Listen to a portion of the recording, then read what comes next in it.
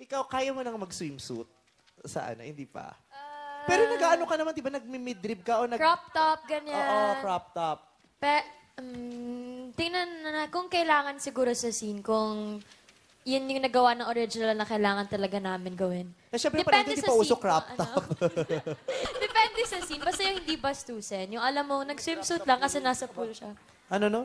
Hindi pa crop top ang itawag. Midrib nga ang tawag dati. Yan yung tawag. Pag nag-ganun si Catherine, checka lang sa'yo. One piece naman eh. Okay lang yan.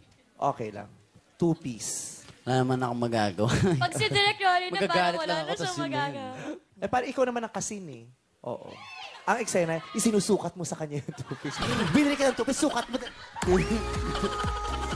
Happy pa rin, di ba? Hindi ako happy nun. Bastos yun eh. Ayoko nun. Elegebe.